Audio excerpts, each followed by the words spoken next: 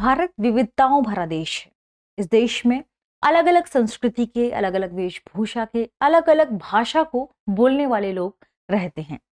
ऐसे में विभिन्न क्षेत्रों में हाई कोर्ट में किन भाषाओं पे दलीलें हों, किन भाषाओं में लोग अपनी अपनी बातें रख सकते हैं, इन पर लगातार चर्चा बनी रहती है। कई बार कुछ ऐसे मामले आते हैं जहां पर यह चर्चा भी होती है कि क्या हम अपनी क्षेत्रीय भाषा में या कोई व्यक्ति अपनी क्षेत्रीय भाषा में हाई कोर्ट में कोई बात कह सकता है या कोई भी मुकदमा दायर किया जा सकता है या नहीं, क्या उस पर सुनवाई उस क्षेत्रीय भाषा में हो सकती है या नहीं। यह मामला लगातार सुर्खियों में बना रहता है। आज के सेशन में हम शुरुआती दिनों से अभी तक कोर्ट की भाषा क्या रही है और इसके संबंध में भारतीय संविधान में कहां पर, किन अनुच्छेदों में क्या क्या चर्चा की गई है, इसके बारे में चर्चा करने वाले हैं। दृष्टि आईएएस के इन फोकस प्रोग्राम में एक बार फिर से आपका स्वागत है। मैं हूं गीतांजलि शुक्ला। आइए देखते हैं हमारे आज के विषय को। हमारा विषय है कोर्ट की भाषा क्या होगी, क्या कहता है भारतीय संविधान। सबसे पहले देखेंगे कि आज हम किन खास बिंदुओं पर चर्चा करने वाले हैं। सबसे पहले हमने खबर किस न्यूज़पेपर से ली है, इसके बाद यह खबर सुर्खियों में क्यों आ गई है, यानी इसकी चर्चा में बने रहने के पीछे क्या कारण है। इसके बाद जानेंगे कि आखिर यह बात, यह विषय, यह मुद्दा सुर्खियों में क्यों आया, इससे जुड़ा हुआ मामला क्या था, यानी कौन सा केस था जिसके बाद सुप्रीम कोर्ट में यह मामला हाईलाइट हुआ और आज हम इस पर चर्चा करने वाले हैं, यानी इसका पूरा मामला समझेंगे। फिर जानेंगे कि क्या हिंदी भारत की राष्ट्रीय भाषा है, क्योंकि अभी हाल ही में सुप्रीम कोर्ट ने कहा है कि भले ही भारत में विभिन्न भाषाएं हैं, विभिन्न बोलियां हैं, लेकिन जो हिंदी है वह भारत की राष्ट्रीय भाषा है। तो इसके बारे में भी जानेंगे क्या वाकई हिंदी राष्ट्रीय भाषा है। इसके बाद जानेंगे भारतीय संविधान की 8वीं अनुसूची के बारे में, इसमें कौन कौन सी भाषाएं शामिल की गई हैं, शुरुआत में इसमें कौन कौन सी भाषाएं थी, बाद में कौन सी भाषाओं को इसमें जोड़ा गया। इसके बाद जानेंगे कि अंग्रेजी की क्या स्थिति है भारतीय संविधान में, यानी भारतीय संविधान के किन अनुच्छेदों में अंग्रेजी के बारे में चर्चा की गई है। इसके बाद जानेंगे कि न्यायालयों में प्रयोग की जाने वाली भाषा कौन सी है और किन किन न्यायालयों में इससे पहले भाषाओं के संदर्भ में चर्चा की गई है। कुछ उदाहरण भी देखेंगे। अंत में होगा एक प्रश्न जिसका जवाब आपको कमेंट सेक्शन में देना है। आपको यह भी बताना है कि यह पूरा विषय सामान्य अध्ययन के किस प्रश्न पत्र से संबंधित है, क्योंकि ये बहुत नॉर्मल प्रश्न है, तो आप इसे जवाब जरूर दीजिएगा। यदि आप यूपीएससी की तैयारी कर रहे हैं तो आपको ये मालूम होना चाहिए कि कोई भी विषय किस टॉपिक या किस जीएस या सामान्य अध्ययन के प्रश्न पत्र से जुड़ा हुआ है। आइए देखते हैं हमारी खबर को। यह खबर द इंडियन एक्सप्रेस में प्रकाशित की गई है। खबर है the language used in courts, what the constitution and laws says. सबसे पहले देखेंगे इसी के बारे में कि आखिर कोर्ट में भाषाओं के संदर्भ में भारतीय संविधान में क्या लिखा गया है, लेकिन उससे पहले कि आखिर यह मामला सुर्खियों में क्यों आ गया है, चर्चा में बने रहने के पीछे क्या कारण है।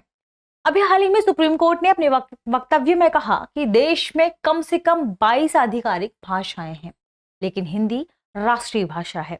तो आखिर सुप्रीम कोर्ट ने किस मामले में यह कहा। सुप्रीम कोर्ट ने एक मामला था जो कि उत्तर प्रदेश और पश्चिम बंगाल, 2 राज्यों के व्यक्तियों से संबंधित है।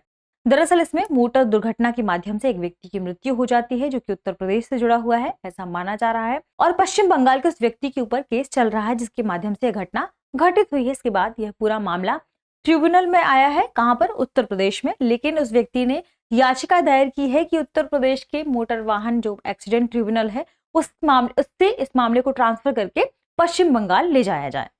यानी उत्तर प्रदेश के फर्रुखाबाद में मोटर एक्सीडेंट क्लेम ट्रिब्यूनल जो कि बनाया जाता है, इसके समक्ष लंबित एक मोटर दुर्घटना मामले को पश्चिम बंगाल के दार्जिलिंग में इसी मोटर एक्सीडेंट क्लेम ट्रिब्यूनल में स्थानांतरित करने की याचिका सुप्रीम कोर्ट ने खारिज कर दी है। हमने अभी चर्चा की क्या, क्योंकि यह मामला कहां पर चलाया जा रहा था, मोटर एक्सीडेंट ट्रिब्यूनल कहां पर है, ये उत्तर प्रदेश के फर्रुखाबाद में, यहां पर यह मामला चल रहा था।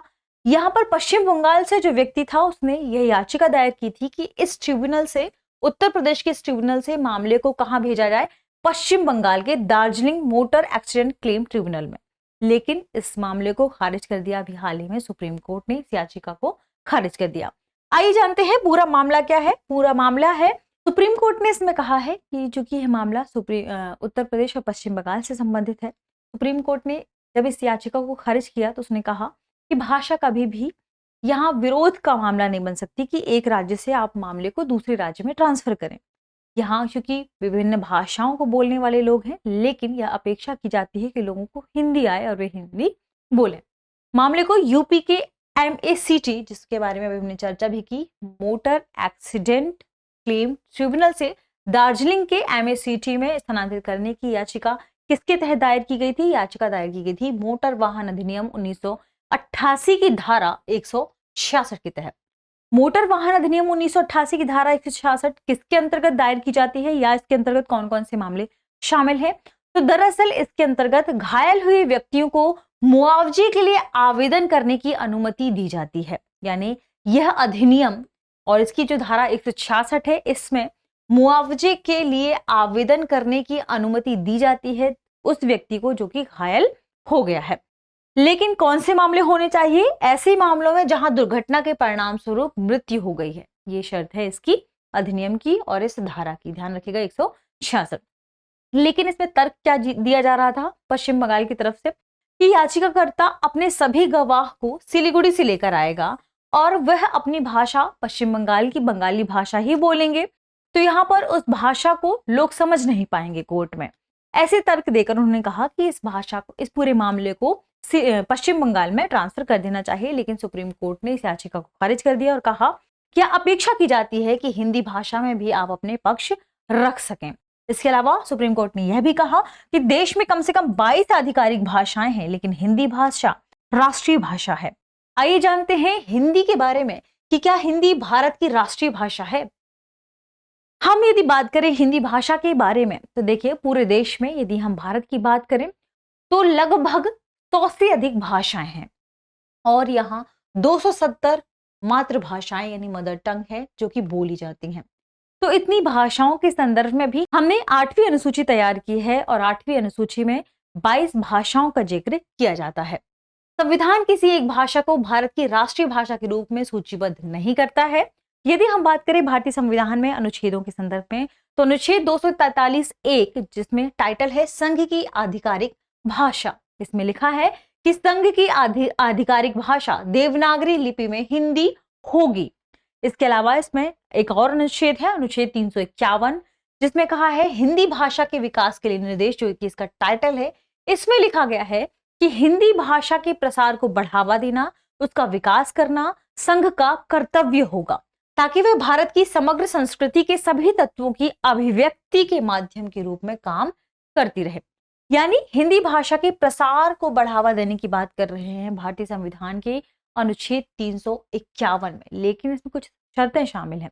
यानी आप हिंदी भाषा के विकास को बढ़ावा दें ताकि हम भारत की जो भी समग्र संस्कृति है उसे आगे बढ़ाने में ठीक तरीके से कार्य कर सकें। लेकिन यह किस शर्त में होना चाहिए कि आप बाकी भाषाओं को पीछे न करते जाएं, यानी उनकी अवहेलना न करते जाएं। यानी यह हिंदुस्तानी और 8वीं अनुसूची में निर्दिष्ट भारत की अन्य भाषाओं में प्रयुक्त रूपों, शैली और व्यक्तियों में हस्तक्षेप किए बिना किया जाना चाहिए। आप इन सभी भाषाओं की शैलियां जो भी हैं इनके बारे में या इनमें हस्तक्षेप नहीं करेंगे और इसके अलावा आप हिंदी भाषा के प्रसार को बढ़ावा देंगे।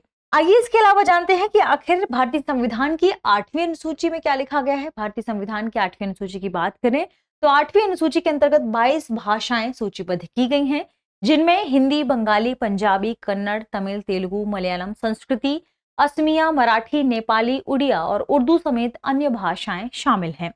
लेकिन शुरुआती समय की बात करें तो प्रारंभ में केवल 14 भाषाएं इसमें शामिल थी। फिर बाद में बोडो, डोगरी, मैथिली और संथाली सहित अन्य भाषाओं को 2004 में जोड़ा गया और अभी के समय की बात करें तो भोजपुरी, गढ़वाली और राजस्थानी जैसी अन्य 38 भाषाओं को इसमें शामिल करने की मांग लगातार चर्चा में बनी रहती है और मांग इनकी चल रही है।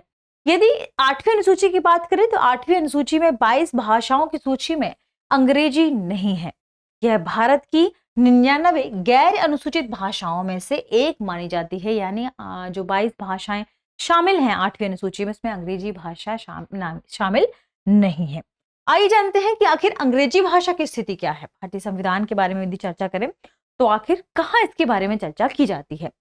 तो हिंदी के साथ अंग्रेजी की बात करें तो यह केंद्र सरकार की 2 आधिकारिक भाषाओं में से एक है। यानी हिंदी और अंग्रेजी 2 केंद्र सरकार की आधिकारिक भाषाएं हैं। भारतीय संविधान के अनुच्छेद 343(2) में कहा गया है कि इस संविधान के प्रारंभ से 15 वर्षों की अवधि तक संघ के सभी आधिकारिक उद्देश्यों के लिए अंग्रेजी भाषा का उपयोग किया जाता रहेगा, जैसा कि भारतीय संविधान के लागू होने से पहले भी अंग्रेजी भाषा का इस्तेमाल किया जाता रहा है। फिर संविधान लागू होता है 26 जनवरी 1950 को। उसके बाद यह मामला फिर चर्चा में आ जाता है, क्योंकि इसमें लिखा है कि 15 वर्ष तक अंग्रेजी भाषा का इस्तेमाल जारी रहेगा। फिर भारतीय संविधान का अनुच्छेद 343(3) यह क्या कहता है? यह कहता है कि संसद 15 वर्ष की उक्त अवधि के बाद, उक्त अवधि यानी जिसके बारे में चर्चा की गई है, इस अवधि के बाद उपयोग के लिए कानून प्रदान कर सकती है, यानी कानून बना सकती है। किसके लिए कानून बना सकती है?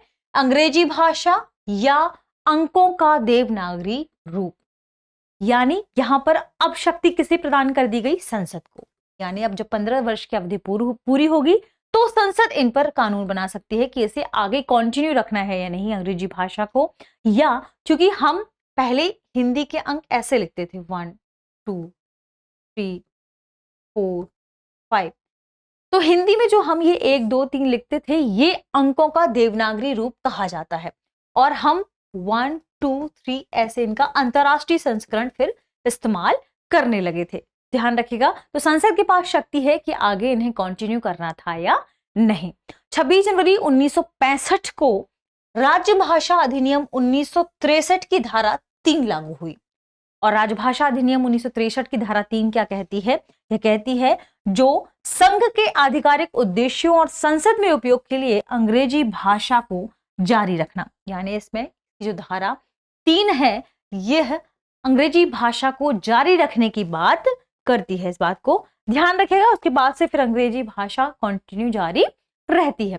अब वही जानते हैं न्यायालयों में प्रयोग की जाने वाली भाषा के संदर्भ में। तो दरअसल भारतीय संविधान की यदि हम बात करें तो इसके अनुच्छेद 348 का खंड 1 कहता है, जिसका टाइटल है सर्वोच्च न्यायालय और उच्च न्यायालयों में और अधिनियमों, विधेयकों आदि के लिए उपयोग की जाने वाली भाषा।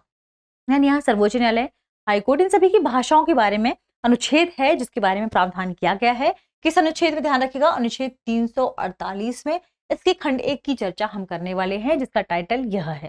ध्यान रखना। इसमें क्या लिखा है? इसमें लिखा है कि जब तक संसद कानून द्वारा प्रावधान नहीं करती, ध्यान रखिएगा संसद के पास है, जब तक संसद कानून द्वारा प्रावधान नहीं करती, सर्वोच्च न्यायालय और प्रत्येक उच्च न्यायालय में सभी कार्यवाही और संघ और राज्य स्तर पर सभी विधेयक, अधिनियम, अध्यादेश, नियम और आदेश ये आदि अंग्रेजी भाषा में होंगे। ध्यान रखेगा, अनुच्छेद 348 का खंड 1 यही कहता है। ठीक है। किसी राज्य का राज्यपाल राष्ट्रपति की पूर्व अनुमति से राज्य के किसी भी आधिकारिक प्रयोजन के लिए हिंदी भाषा या किसी अन्य भाषा के उपयोग को अधिकृत कर सकता है। अब कब? राष्ट्रपति की पूर्व अनुमति से। और कौन? किसी भी राज्य का राज्यपाल चाहे तो किसी भी आधिकारिक प्रयोजन के लिए हिंदी भाषा या किसी अन्य भाषा के उपयोग को क्या कर सकता है? अधिकृत कर सकता है। इसके अलावा भारतीय संविधान का अनुच्छेद 348(2) भी कुछ कहता है। क्या कहता है? यह कहता है ऐसी उच्च न्यायालय द्वारा पारित या दिया गया कोई भी निर्णय, डिक्री या आदेश अंग्रेजी में होना चाहिए। ध्यान रखिएगा, इन सभी में अंग्रेजी भाषा में चीजें करने की बात कही है। चाहे वह, देखिए आप देख सकते हैं इसमें लिखा है अधिनियमों, विधेयकों आदि, इन सभी में अंग्रेजी भाषा का इस्तेमाल करने की बात कही गई है। अब जानते हैं कुछ उदाहरणों को जिसमें अंग्रेजी भाषा के इतर भी भाषाओं को लेने, शामिल करने की बात कही गई है।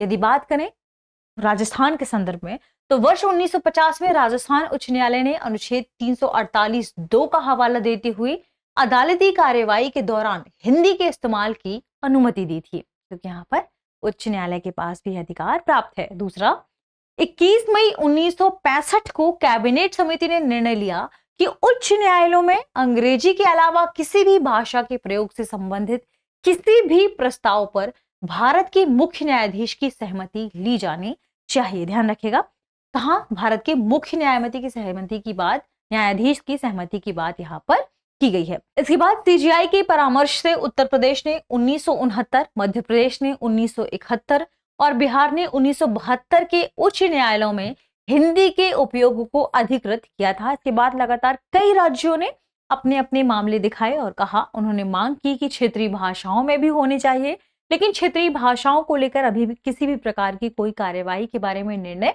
नहीं लिया गया है, क्योंकि हो सकता है आने वाले समय में बदलते हुए परिदृश्य के साथ साथ, क्योंकि ऐसा देखा जा रहा है कि कई बार हमारी जो वर्तमान सरकार है उसने भी कहा है कि कई अदालतों में क्षेत्रीय भाषाओं में भी कार्यवाही होनी चाहिए, ताकि लोग जो न्यायालय की जटिल प्रक्रिया है इस पूरी प्रक्रिया में इन्वॉल्व हो, समझें कि ये पूरी प्रक्रिया क्यों क्या है। क्योंकि जो आम जनमानस है वे इस प्रक्रिया को ना तो समझ पाता है और ना ही इसे जान पाता है। उसे महंगे महंगे वकील रखने पड़ते हैं इन प्रक्रियाओं में शामिल होने के लिए। तो वर्तमान सरकार ने कहा है कि क्षेत्रीय भाषाओं में भी न्यायालयों में सुनवाई की जानी चाहिए और ये मुकदमे लड़ने चाहिए, ताकि आम जनमानस इस प्रक्रिया में अपने आप को सहभागितापूर्ण महसूस कर पाए कि वे कि अपने केस में खुद भी इन्वॉल्व है। तो ये हमने देखा आज का विषय। आइए जानते हैं हमारे सेशन पर आधारित आज के प्रश्न को, जिसका जवाब आपको कमेंट सेक्शन में देना है। प्रश्न है, निम्नलिखित कथनों पर विचार कीजिए। कथन है, संविधान की 8वीं अनुसूची के अंतर्गत 22 भाषाएं सूचीबद्ध है। दूसरा, इन 22 भाषाओं में बोडो, डोगरी, मैथिली और संथाली भाषाएं शामिल हैं। उपरोक्त में से कौन सा से कथन सही है? और हैं केवल एक, केवल दो, एक और दो, दोनों, और ना तो एक और ना ही दो। इस प्रश्न का सही जवाब दीजिएगा कमेंट सेक्शन में। इसके अलावा आपको किसी भी एपिसोड की यदि पीडीएफ चाहिए तो आपको डिस्क्रिप्शन बॉक्स में टेलीग्राम लिंक मिल जाएगा, यानी टेलीग्राम चैनल का लिंक मिल जाएगा। यदि आप नहीं ढूंढ पाते हैं तो ध्यान रखिएगा, इन फोकस दृष्टि आईएएस आप इसे सर्च कर सकते हैं। ठीक है, मिलते हैं अगले एपिसोड में। तब तक पढ़ते रहिए, रिवीजन करते रहिए। शुक्रिया।